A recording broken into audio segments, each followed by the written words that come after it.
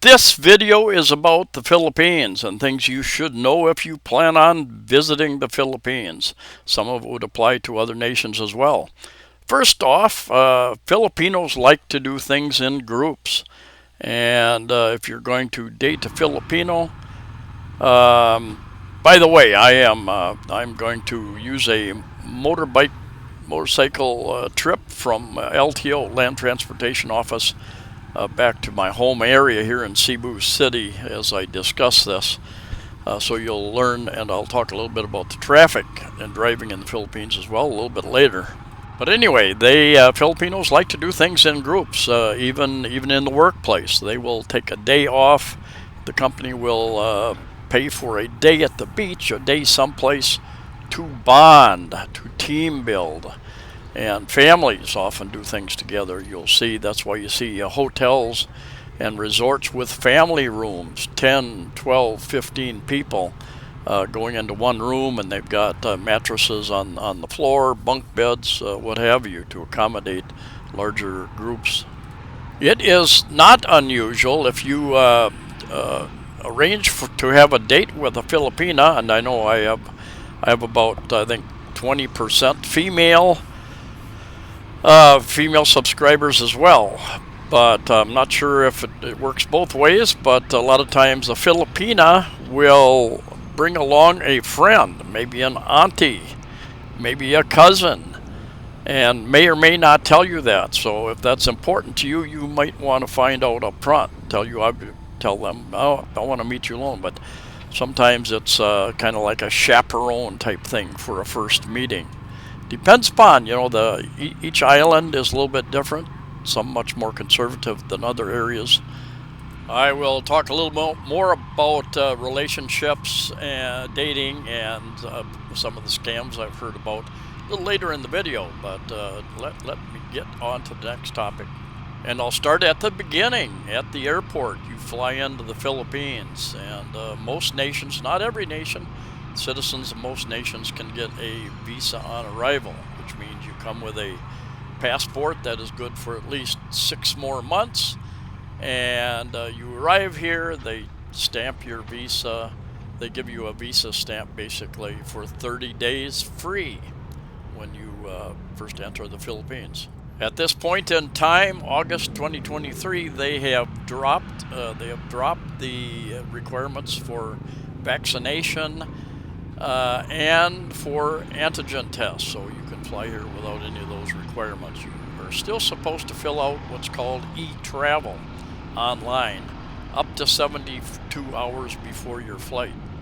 Now, when you get here, you should exchange money right away at the airport.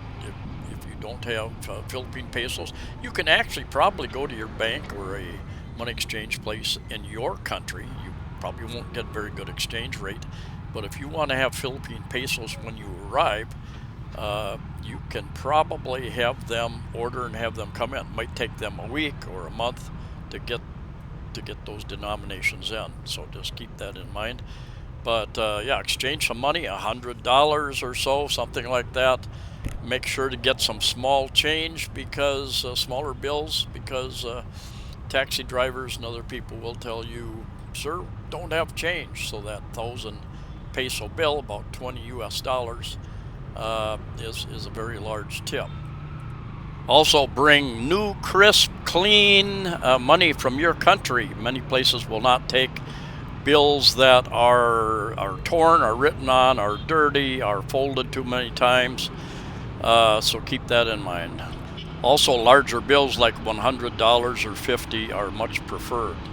Transportation at the major airports, Cebu City, Manila, Clark, others, has changed a little bit over the years with new terminals, with changing different flights going to different terminals. But pretty much you've got taxis. In Cebu City, you've got white taxis, which are your main taxi. You've got yellow airport taxis, charge about twice as much, but still relatively cheap because they are dedicated to the airport. They usually go back empty.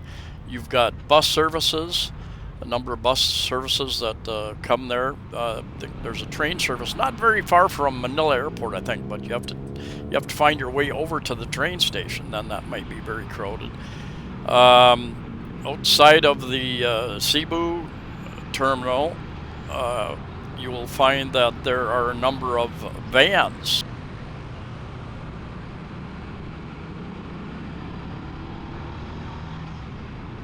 There are a couple bus services there also. A bus company called My Bus runs from there over to SM Mall, in fact, and a couple other drops you can get off, I think, as well. Save you a couple hundred pesos. It'd save you a couple bucks if that's important to you. Personally, after that much time in airports and airplanes, I want a taxi to take me to my destination. Perhaps one of the most important items you should be aware of is the CR, the comfort room, the toilet, the bathroom, called the CR usually here in the Philippines. There oftentimes is no paper, and I mean no paper. There's no toilet paper. There is no, may or may not be any soap in the CR. There probably won't be any paper to wipe your hands with. So carry paper. I picked several months ago. I picked up a guy at the airport and took him to his condo, and he used the lobby CR at the condo. And when he came out, he says, "There's no paper in there." So learn to carry your own paper. Carry your tissues, your wiping paper, your dry your hands paper, whatever else you need to carry. Hand sanitizer. Now I think the international airports, the major ones, Cebu City, Manila, probably have toilet paper, perhaps even soap and drying paper, or a little machine drying to dry your hands, blows air. My experience has been that about half the time those hot air blowing machines are not operating. And this has even happened in almost brand new malls I've been in Cebu City. You go in there and you say, "Oh man, this is great. They've got a hand drying machine," and try to use it, and it is inoperable. Relationships in the Philippines. I'll see how much trouble I can get into here. Having failed at my fair share, I consider myself an expert. So actually, if you really want good advice on relationships in the Philippines, there is a YouTube channel called All About Filipina Relationships. I'll put a link in the description of the video. Pete over there does a pretty good job in covering that. All About Filipina Relationships.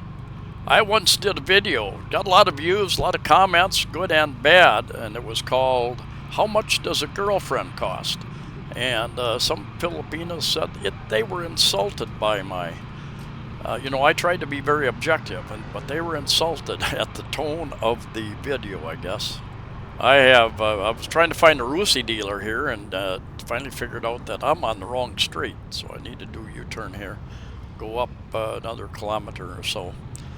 Anyway, relationships. It's a wonderful country with wonderful, friendly people. It is very easy to get into a relationship. I'm just going to cover some just real basics here. You're not in your own culture. Back in the West, probably a lot of parts of Europe. I'm not sure about other Asian countries, but casual dating and dating, the experts say, will date for a year before you get serious. Not here. Date for 1 or 2 dates, and they kind of consider that a serious relationship. And so you need to, if you're not ready for a serious relationship right up front, you need to make that clear that you want to take some time to get to know the person, because it takes time to get to know a person, to get to know, do you have anything in common? Is it important if you have anything in common? There are good relationships. They don't do the same things. Me and my girlfriend, I like the water, snorkeling, scuba diving, and she's pretty much afraid of the water. She will make a feeble attempt to pretend that she likes the water, but it really is a feeble attempt. So I go and do, if we're together on a trip, I go do what I want to do. She does what she wants to do. You know. But it also means negotiating, which means I usually don't do what I want to do. I have fun with her doing other things, looking around, exploring. But my trip to Mool Bowl over on the west side of Cebu Island here, a month or so ago, she would not ride with me on my motorcycle over there. She took the bus, so I didn't have anybody to share that experience with. Actually, the motorbike ride's a lot different with two people on it. If you've ever ridden a motorbike and had a passenger, you know that handles a lot different. And I was in a construction area, and it would have been much more risky with a person on the back. So in the end, it turned out to be a good thing. And you've probably heard it on other sites too. When you marry a Filipina, you marry the family, and that's true in most cases. I think that's true in most Asian cultures. I think it was in China, in Thailand. You're part of the family. You're not just. There are a few instances probably where that's not the case, but generally it is a family affair. I would caution you against having a girl move in very quickly after meeting her. I met a subscriber and friend a while back, and talking to him, he said, "Yeah, I've got the same girlfriend. She moved in with me. I don't know how that happened, and it's really difficult to get her to move out." So think about that.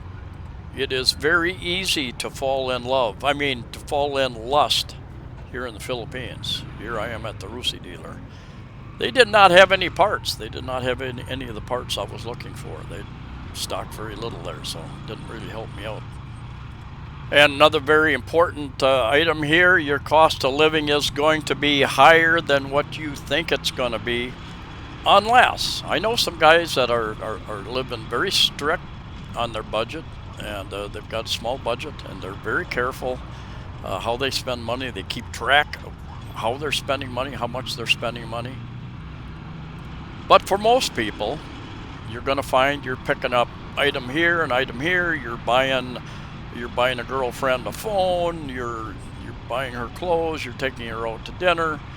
You're buying yourself different things and items, and it all adds up.